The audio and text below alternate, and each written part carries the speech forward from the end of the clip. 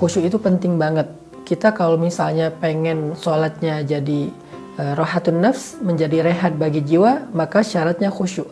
Kita kalau pengen sholat itu menjadi kunci datangnya pertolongan Allah, maka syaratnya khusyuk. Kita kalau pengen di dalam sholat itu Allah turunkan rahmat kepada kita, maka syaratnya khusyuk. Kalau kita pengen di dalam sholat itu kita didoakan oleh malaikat, maka syaratnya khusyuk. Sekarang pertanyaannya adalah apa itu khusyuk dan bagaimana cara kita meraih khusyuk? Khusyuk itu kata para ulama adalah menghadirkan hati untuk mengingat Allah di dalam sholat. Allah Subhanahu wa taala berfirman, "Wa aqimis sholata lidzikri," dan dirikanlah sholat untuk mengingat aku. Artinya salah satu di antara misi sholat itu adalah mengingat Allah. Jadi agak aneh kalau orang mendirikan sholat untuk nemuin ide-ide yang kreatif. Karena tidaklah kita diperintahkan sholat untuk menemukan ide kreatif dalam urusan dunia kita. Tidaklah kita diperintahkan sholat untuk ngelamun. Tidak ada ayat dirikanlah sholat untuk ngelamun. Itu nggak ada. Dirikanlah sholat supaya dapat ide. Itu nggak ada. Dirikanlah sholat supaya lari dari omelan istri misalnya. Nggak ada juga. Dirikanlah sholat supaya bisa ria'an nas, pamer kepada manusia. Enggak. Terus untuk apa kita dirikan sholat? Misi dari sholat itu adalah aqimis sholata lidzikri. Dirikanlah sholat untuk mengingat aku, kata Allah. Allah juga berfirman, wala takum minal ghafilin. Janganlah kalian termasuk orang yang lalai. Lalai di sini ngelamun.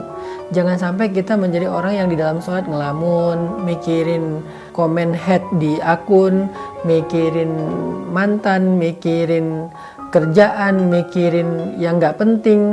Enggak. Sholat itu tidak untuk ghafilin, untuk ngelamun, tapi sholat itu untuk lidzikrillah, mengingat Allah Subhanahu wa taala. Makanya definisi khusyuk yang paling kayaknya jelas itu menurut saya adalah, kata ulama, khusyuk adalah menghadirkan hati untuk mengingat Allah di dalam sholat.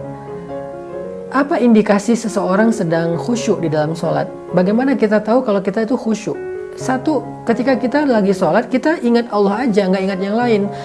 Allahu Akbar. Kalimat pertama aja yang kita ucapin dalam sholat itu adalah kata Allah. Berarti saya lagi menghadap Allah nih, bukan lagi menghadap mertua, menghadap pasangan, menghadap bos, menghadap investor, menghadap guru, menghadap siapapun. Allahu Akbar, saya lagi menghadap Allah. Berarti sekarang yang ada di hadapan saya itu adalah Allah Subhanahu wa taala.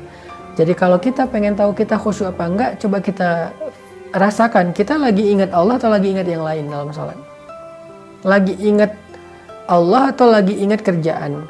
Itu hal yang paling gampang untuk mengukur kita khusyuk apa enggak. Sehingga kalau kita bisa pastikan bahwa sepanjang sholat saya ingat Allah, kalaupun agak-agak keluar sedikit-sedikit nggak lama gitu. Nggak sampai dia pergi lama terus balik lagi pas salam, nggak. Keluar sebentar balik lagi, keluar sebentar balik lagi, karena itu manusiawi lah. Untuk bisa fokus 100% itu mungkin butuh waktu gitu ya. Tapi seenggaknya kita sadar kalau kita itu lagi ingat Allah, menghadap Allah, menghadirkan kesadaran kita bahwa kita tuh sedang di hadapan Allah dan Allah menyaksikan ibadah kita. Itu indikasi khusyuk yang paling sederhana. Yang kedua, kalau kita pengen tahu kita khusyuk apa enggak, kata para ulama adalah yang diambil dari surat An-Nisa, hatta ta'lamu ma taqulun. Kita ngerti apa yang kita ucapkan. Kita lagi baca doa iftitah, kita ngerti. Kita lagi baca Al-Fatihah, kita ngerti. Karena ada orang yang ketika dia sholat, udah sampai di ayat Al-Ikhlas, dia lupa, tadi saya baca Al-Fatihah nggak ya? Berarti dia nggak khusyuk. Karena dia nggak sadar apa yang sedang dia ucapkan. Sehingga orang yang khusyuk itu, ya'lamu ma yaqul. Dia ngerti apa yang dia ucapkan. Allahu Akbar kabira dan seterusnya, Alhamdulillah dan seterusnya, Qul huwallahu ahad dan seterusnya. Apalagi kalau dia baca ayat-ayat yang panjang, dia sadar apa yang dia sedang ucapkan, dia ngerti. Kalau bisa dia faham terjemahan dari teks, zikir, lafaz, ayat yang dia baca di dalam sholat. Dan yang ketiga, indikasi seseorang khusyuk itu adalah ketika dia sholat, dia bisa merasakan penghambaan diri dia kepada Allah. Dia merasa dia rendah, dia merasa hina, dia merasa fakir, dia merasa butuh kepada Allah. Antumul fuqara'u ilallah, kalian itu fakir, kalian itu sangat butuh Allah.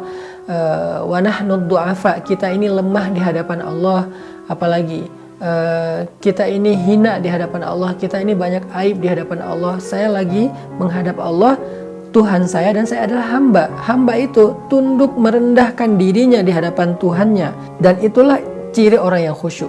Tapi kalau kita sholat seperti bukan sedang menghadap Tuhan, sedang tidak menghadap Tuan, sedang tidak menghadap Raja, sholatnya kayak lagi ketemu dengan malah dengan bawahan kita, dengan budak, dengan pekerja, dengan anak, dengan orang yang kita nggak segani, berarti kita nggak khusyuk. Sholatnya geraknya nggak sesuai dengan gerak sholat, asal-asalan, terlalu banyak gerakan-gerakan yang nggak diperlukan, maka kita berarti tidak khusyuk. Makanya khusyuk itu menghadirkan hati dalam kondisi kita menghamba, menghargai, menghormati, berhati-hati di hadapan Allah Subhanahu wa taala. Gimana ketika kita ketemu dengan orang yang sangat kita hormati, ketemu presiden misalnya, gimana tuh?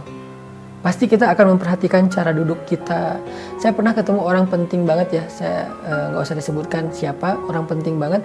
Pas ketemu beliau tuh saya duduk di depan meja, satu meja dengan beliau, saya sampai salah tingkah nih.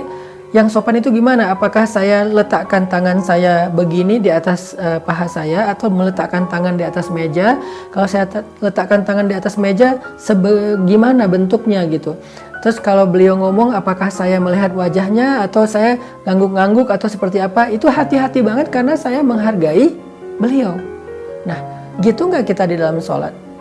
Menghargai Allah nggak kita dengan gerak-gerak tubuh kita, sehingga orang yang sholatnya memperhatikan gerak tubuhnya, takbirnya dia perhatikan karena dia sedang menghadap zat pencipta alam semesta, berarti dia orang yang sedang dalam kondisi yang khusyuk. Tapi kalau kita nggak asal-asalan gitu dalam gerakannya tuh, nggak hati-hati, kayaknya itu bukan ciri-ciri orang yang khusyuk.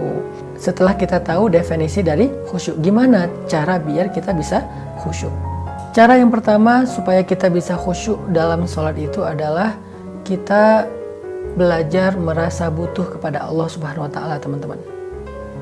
Kita akan serius terhadap sesuatu kalau kita ngerasa butuh. Kita serius bekerja karena kita lagi butuh penghasilan. Kita serius kepada seorang cewek karena kita merasa butuh dia untuk mendampingi hidup kita.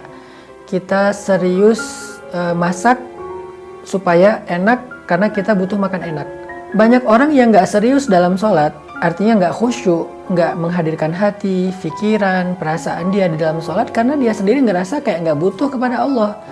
Dia malah ngerasanya Allah yang butuh dia, Allah yang manggil dia, Allah yang begging supaya dia datang ke masjid, Allah yang menginginkan dia tidak menginginkan Allah. Itulah awal dari masalah kenapa kita susah untuk khusyuk.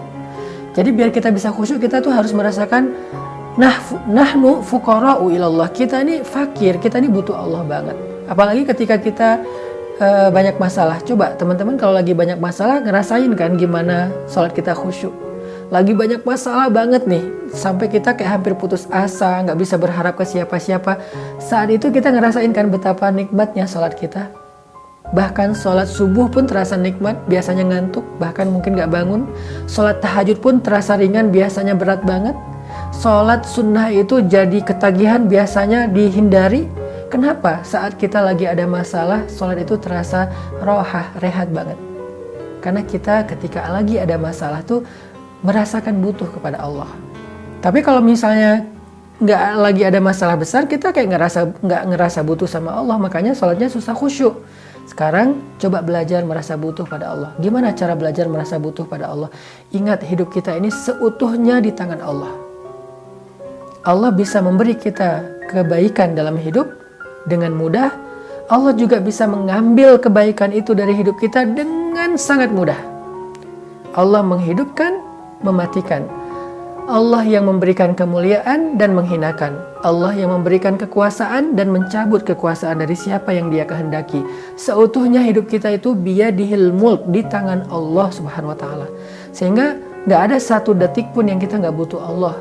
Kalau kita gak butuh Allah untuk memberikan kita pertolongan dalam masalah, setidaknya kita butuh Allah agar Allah menjaga nikmat dalam kehidupan kita supaya tidak dicabut. Kita selalu butuh Allah. itu hadirkan terus. Dan rasa butuhnya kita ke Allah itu kita coba rasakan lebih daripada butuhnya kita kepada apapun, kepada makhluk, kepada harta, kepada pekerjaan, apapun. Kita lebih butuh Allah daripada apapun. Karena semua yang ada dalam hidup kita itu tidak akan terjadi kecuali dengan izin dan kehendak Allah Subhanahu wa Ta'ala. Hadirkan rasa butuh kita kepada Allah, barulah kita mudah untuk khusyuk. Yang kedua, gimana tips supaya bisa khusyuk? Coba pelajari makna dari setiap lafaz sholat yang kita baca, baik itu doa, zikir, ayat. Coba pelajari apa terjemahannya, karena kalau kita nggak tahu artinya susah buat khusyuk.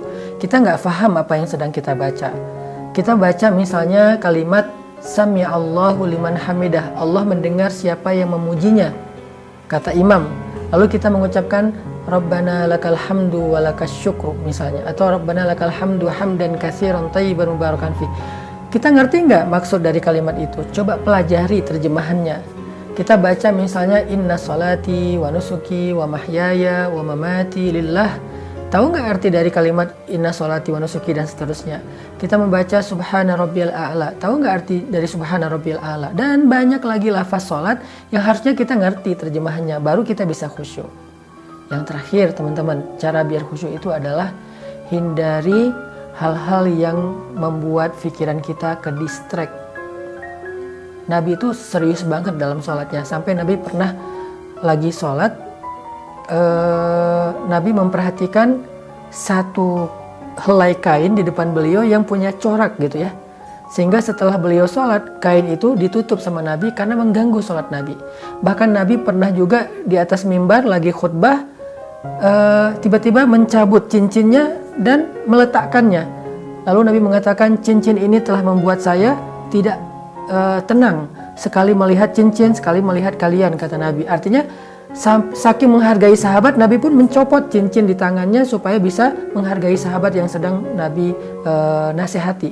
Apalagi dalam sholat, Nabi itu nggak mau ke distract dengan apapun. Makanya sholat yang paling baik itu tengah malam, karena inna nasyi'atal lail hiya asyaddu wat'an wa aqwamu qila. Sholat di tengah malam itu lebih tenang, lebih bisa fokus. Hindari hal-hal yang membuat ke distract pikiran dan perasaan kita. Sebelum sholat, bereskan dulu urusan kita supaya sholat kita nggak terganggu dengan urusan itu. Makanya ada hadis qaddimul asya alal isya, dahulukan makan malam dari sholat isya. Artinya kalau kita lagi lapar banget habis pulang dari perjalanan jauh, maka makan dulu sebelum sholat. Kenapa? Biar kita sholatnya nggak ke distract dengan rasa lapar. Itu diantara sekian banyak tips ya untuk bisa dapetin sholat khusyuk. Yang intinya kata Nabi, ada orang sholat dia hanya mendapatkan 1/6 dari sholatnya. Ada yang sholat hanya mendapatkan 1/3 dari sholatnya. Ada yang sholat mendapatkan 1/2 dari sholatnya. Artinya sholat seseorang itu tergantung kualitas khusyuknya. Dan hanya dengan khusyuk kita akan merasakan rohatun nafsi fis sholah, rehatnya jiwa di dalam sholat. Yuk belajar sholat khusyuk, sholat yang berkualitas dengan latihan sholat tarawih di bulan Ramadan. Pilih masjid yang sholatnya santai, benar-benar tarawih, sehingga setelah Ramadan kita bisa break dari segala urusan dan kepenatan dunia dengan cara Allahu Akbar di atas sajadah. Semoga kajian ini bermanfaat. Barakallahu fikum. Wassalamualaikum warahmatullahi wabarakatuh.